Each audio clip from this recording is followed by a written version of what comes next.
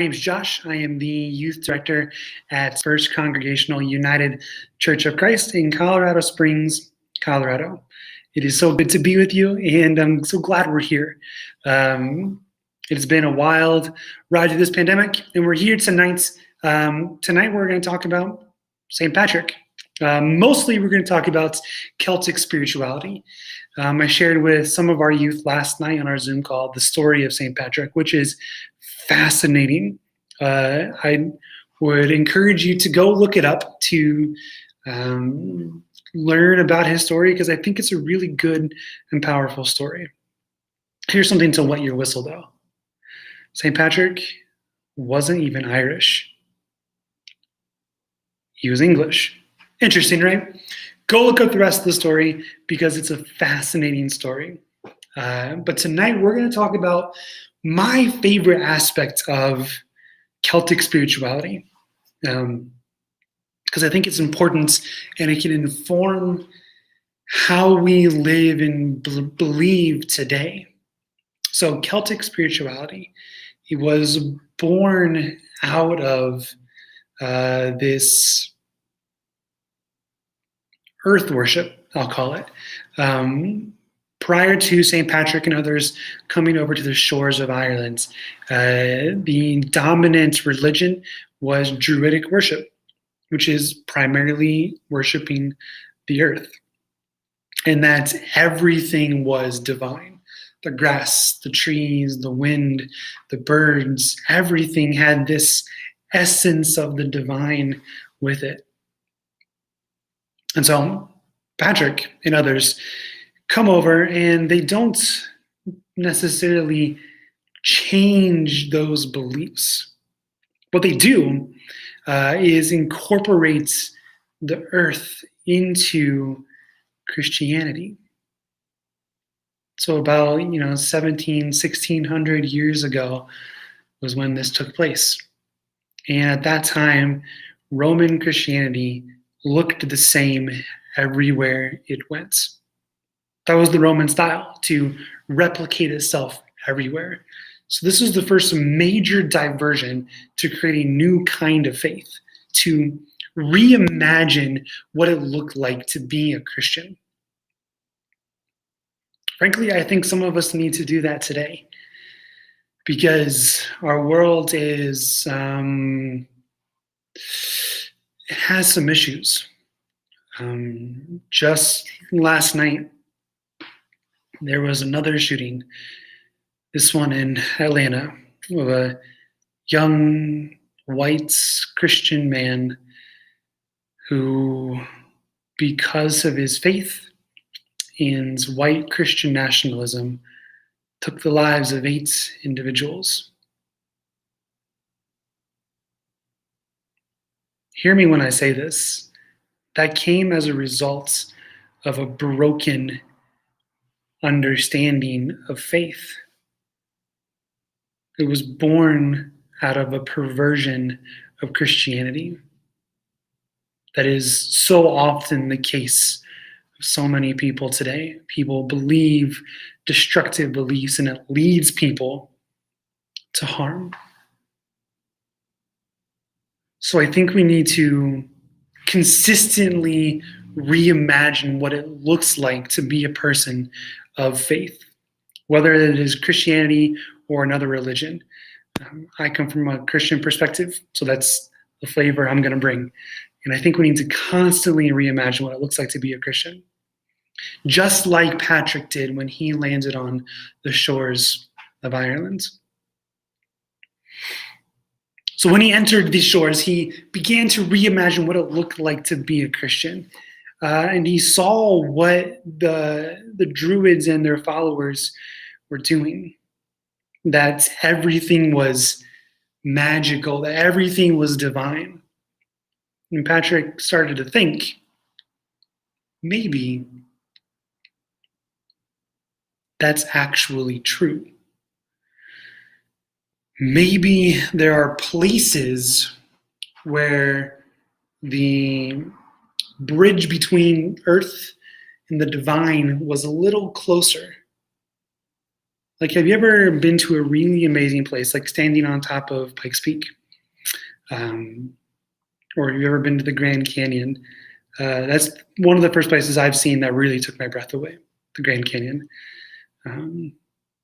Standing on the edge of this expanse that it's still hard to picture. Like, I've seen pictures of it, but when standing there, it took my breath away. And it was as if that separation between material and spiritual was made flat. Because I believe I encountered God that day on the rim of the Grand Canyon. Or I've done that when I've entered into this really old cathedral. I've been to Ireland a couple of times, and I've walked in these really ancient churches that are far older than the United States. And I felt this weight of the divine there. Or if you've ever been to a concert and you really love this artist and they play your favorite song and you are enraptured in this ecstasy, not using ecstasy, don't do that. But you get this feeling of like almost timelessness, and it's amazing. And I believe in that moment also the material and the spiritual are made flat, meaning that they meet together and there is no longer separation between the two. There are many moments in our lives when we encounter the weight of the divine, what some call God. So that's what Patrick did. He called them thin places. And part of Celtic spirituality is this idea of creating thin places, or at least recognizing thin places. So they built these pretty humble stone walls around the areas, and as soon as you enter, supposedly it was a moment where the layer between what is heaven and what is earth was ever and ever closer, in that the earth was infused with this kind of magic, with this spiritual reality. Whether that is true or not, I don't know. But what I do know is that I've had moments where I've felt the weight of the divine, or at least what I called the divine. And I think it's a good practice for us to learn where and how those moments take place. Because Christianity, as long as it's been in this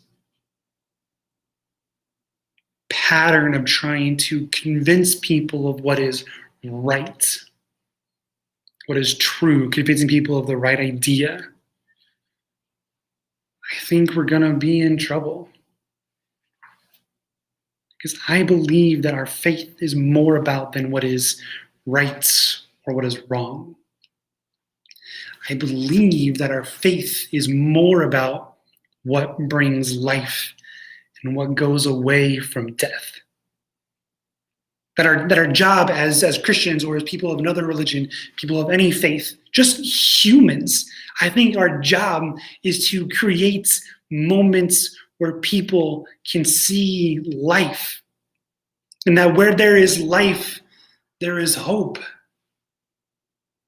Too often we see people of faith preach death. That because you look different, or you love differently, or you identify differently, you don't belong. And that is messed up. That is tragic. That is death.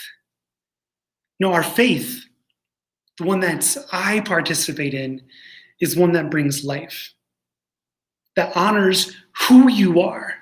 No matter how you identify, no matter the pronouns you use, no matter who you choose to love, no matter what you believe, no matter what you've done, that there is life there.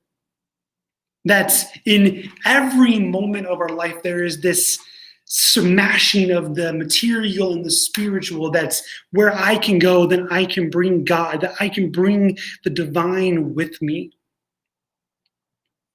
Because it's not as if we can only find God in the church, or we can only find God when we read the scriptures or when we pray. No, I think we find God when we look at each other in the eye and smile.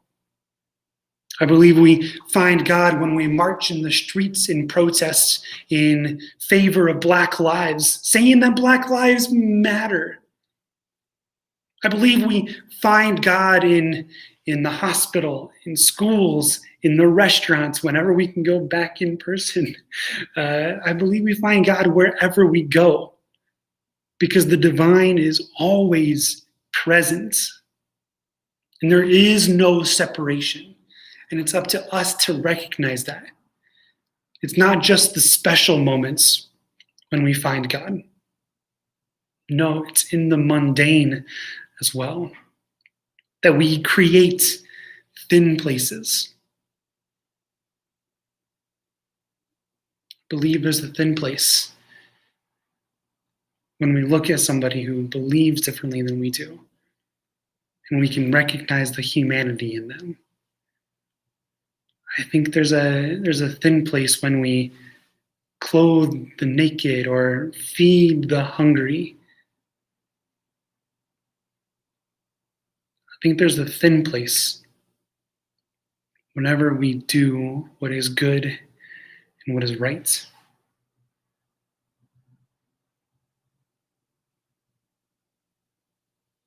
That may look differently to different people, but at least for myself, I find God and I see a thin place whenever anyone is treated with dignity and respect. And not just anyone, but everyone. And too often, it's not the case. Too often, it's people aren't treated with dignity and respect. Too often, there is violence. Too often, there is destruction. Too often, there is another shooter with a personal vendetta.